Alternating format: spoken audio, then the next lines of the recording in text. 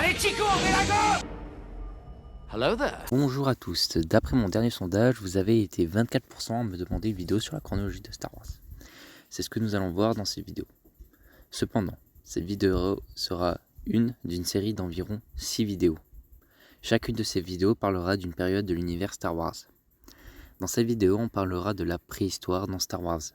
Toutes les informations seront officielles à l'univers et donc canon. J'espère que cette série vous plaira.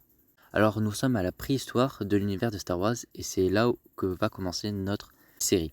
Donc nous ignorons toujours si Star Wars se passe dans notre univers, mais en théorie c'est le cas. Nous pouvons le supposer grâce à la célèbre phrase « il y a bien longtemps » dans une galaxie lointaine, très lointaine. Et donc il est question d'une galaxie lointaine dans notre univers. Les premières étapes à la création de cette galaxie est comme la nôtre. La galaxie est formée autour d'un trou noir autour duquel des étoiles tournent et formeront plus tard les différents systèmes solaires. Dans ce noyau, il y a eu une énergie qui se crée, des organismes symbiotiques microscopiques, ayant toutes les étoiles, toutes les futures planètes, et tout ce qui se trouve et ce qui se trouvera dans cette galaxie, vivant ou non. Cet organisme sera nommé plus tard par les scientifiques des midi-chloriens. Et cette puissance liant toute chose sera nommée par les Jedi et les Sith, la Force. Quelque temps plus tard, cette force donna naissance au fils, à la fille et au père. Autrement dit, au côté obscur, au côté lumineux et à l'équilibre. C'est aussi à cette époque où les premières espèces primitives voient le jour. Nous pouvons noter deux espèces vivantes sur deux planètes différentes, la planète de Krull et de Abnedo. Ces planètes donneront naissance à d'autres espèces, mais cette fois-ci des espèces intelligentes. Sur Krull, l'espèce sera nommée les Krolutes, et sur Abnedo, les Abnedos. Sur Naboo, aussi une espèce vit le jour, c'est les Elders. De nombreuses espèces naquirent dans cette période de l'histoire. C'est toutes ces naissances d'espèces qui déclencha la fin de la première partie de la préhistoire. Très vite, les espèces pouvaient se déplacer dans la galaxie. La plupart savaient que d'autres planètes étaient habitées, seulement l'hyperdrive n'existait pas encore. Alors les espèces ne pouvaient pas voyager loin. Mais une espèce que nous ignorons put inventer enfin l'hyperdrive, qui permit de voyager à la vitesse lumière. Cette espèce s'inspira des baleines spatiales aussi appelées Purrgils. C'est la troisième période de la préhistoire.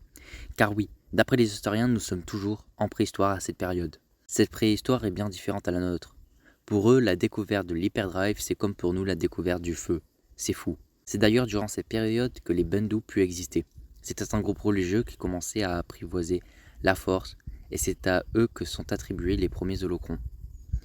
Environ à 20 000 ans avant la bataille de Yavin, le premier Jedi créa l'ordre Jedi sur Ahch-To. De nombreuses personnes rejoignent les Jedi. Un Jedi qui a pour but de voyager et de découvre la planète Ilum. La Force l'a guidé sur cette planète.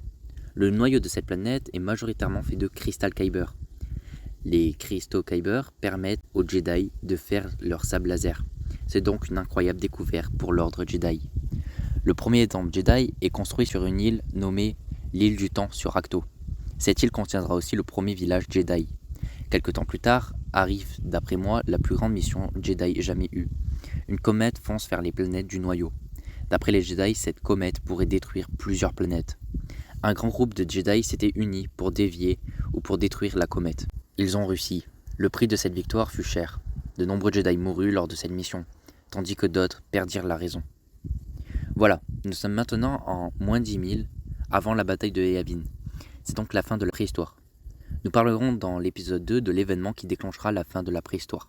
Nous voyons qu'en sortant de la préhistoire, les espèces et les religions sont déjà bien développées. La technologie est aussi très bien développée.